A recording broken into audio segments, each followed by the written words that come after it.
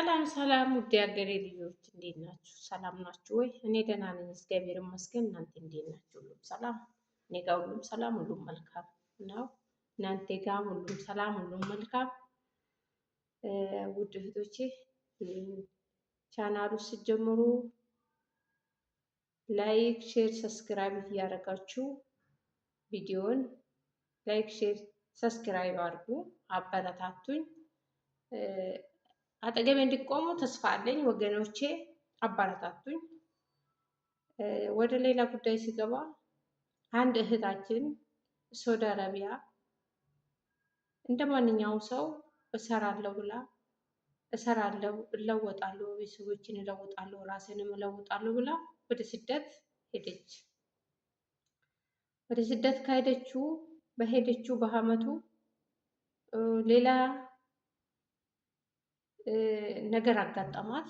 እሱስ ምንድን ነው እህቶቼ? እንግዲህ አታምጣ ነው።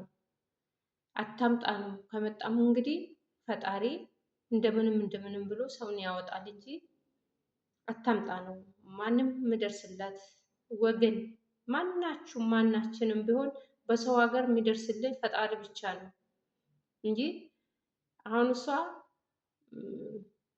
ከመዳሟ ጋራ ሁሌ ትጨቃጨቃለች። ሁሌ ስትጨቃጨቅ በምትጨቃጨቅበት ሰዓት እነሱ ሀብታም ናቸው፣ ብዙ ንብረት ኖራቸው፣ በቃ ስራ ብቻ ነው፣ ሁሌ ጭቅጭቅ ነው ከአሰሪዋ ጋራ። በዛ ሰዓት እንደዛ እየሰራች አመት ትሆናለች። አመት በሞላችበት ሰዓት አንድ ቀን የኔ መዳም አሰሪ ማለት የእሱ ባለቤት ሰውዬው አሰሪዋ ምስጢሮ ይቀርባትና አይዞሽ በርቺ፣ ባለቤቴ እንደማትመችሽ፣ ነገረኛ እንደሆነች፣ እንደምትጮክንሽ፣ እንደምትጮህብሽ አውቃለሁ ብሎ ያባብላታል። በሚያባብልበት ሰዓት እንዲህ እየተባባሉ ይቀራረባሉ። እነሱ የሰው ግንባር ካዩ፣ የሰው ፊት ካዩ እንዴት ነው ውሻ ከሮጣችሁ ከውሻ ስትሮጡ እንዴት ነው የምትከተላችሁ? ውሻ ምንም ባታነሱ ጎንበስ ብላችሁ ድንጋይ ስታነሱ እንዴት ደንግጣ ትወራለች፣ ትመለሳለች ማለት ነው። ምንም ባታነሱ ድንጋይ እንኳን ባይኖር የውሸት እንኳን ጎንበስ ብላችሁ አትሄድም እንዴ ከዚህ ብትሉ ደንግጣ ትሮጣለች። እነሱ እንደ ውሻ ናቸው። የአንቺን ግንባር፣ የእናንተን ግንባር፣ የሰው ግንባር አይተው ነው ሰውን የሚቀርቡት። ፊት ካዩ በቃ ልክ እንደ ውሻ ማለት ነው። ይሄ ሰውዬ ልጅቷን እንዲህ እያለ በመዳሟን እየቦጨቃት፣ የእሱ ባለቤት እየቦጨቀ ወደ ልጅቷ ይቀርባል። ሲቀርባት በቃ እሷም ደግሞ እውነት እንደው ለእኔ ራራ ለእኔ አዝኖ ነው ብላ ትቀርባለች። የኛውም ሰራተኛው ማለት ነው። ስትቀርብ ሌላኛ ፍቅር ውስጥ ይገባሉ። ፍቅር ውስጥ ሲገቡ የሰውዬ ባለቤት በሌለችበት የሰውዬ ያው ፍቅር ውስጥ ገብተዋል። በቃ እነሱ ሌላ ስራ ጀምረዋል። እሷ በሌለችበት ሰዓት ሁሌ ፍቅር ውስጥ ገብተዋል። በዛ ሰዓት እርግዝና ይመጣል። እርግዝና በሚመጣበት እንግዲህ አለሁልሽ ብሎ እኔ አንቺን እወዳለሁ፣ አንቺን እፈልጋለሁ፣ ባለቤትን አልፈልጋትም፣ አንቺ አይኔ ነሽ ብሎ እሞትልሻለሁ ስላት የነበረ አርግዣለሁ ባባ ብላ ስትነግረው እንዴት ያለሽ ከየት ያመጣሽው ነው? እኔ እንደዚህ አይነት አላደረኩም በፍጹም፣ ልጁም የኔ አይደለም፣ ቆሻሻ ከየት ያመጣሽው ነው?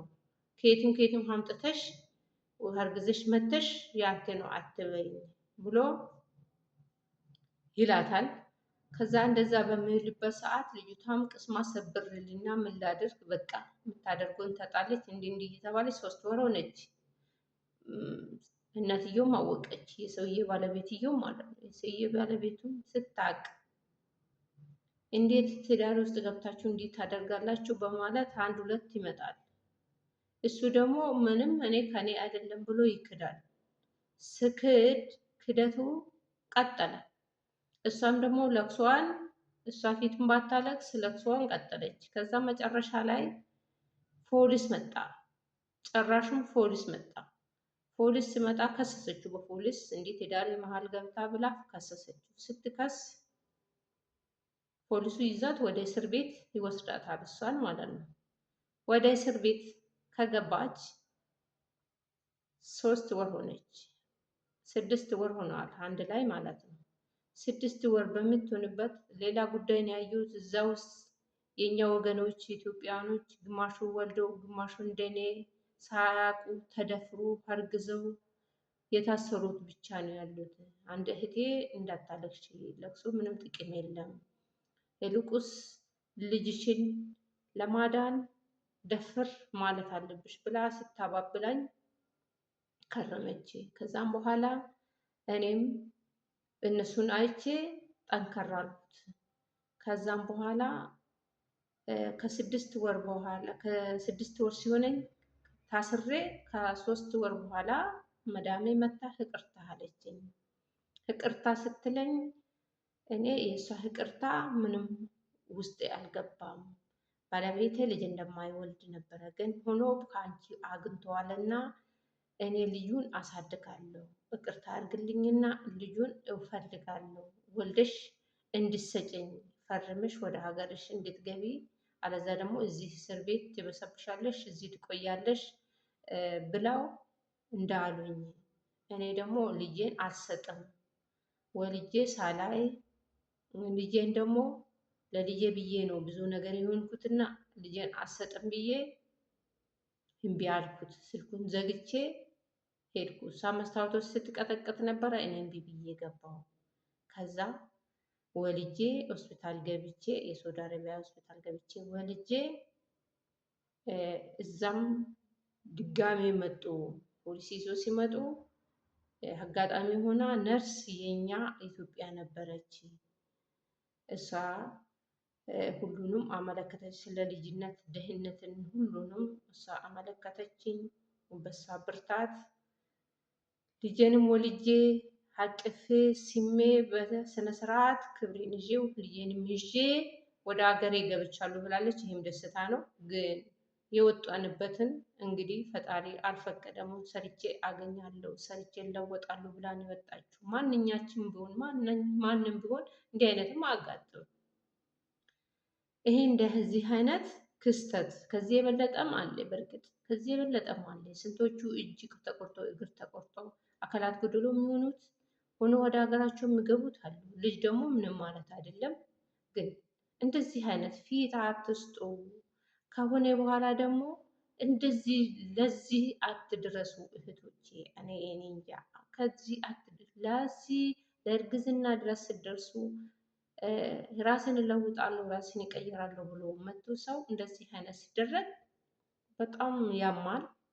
ብቻ ምንም ማድረግ አይቻልም።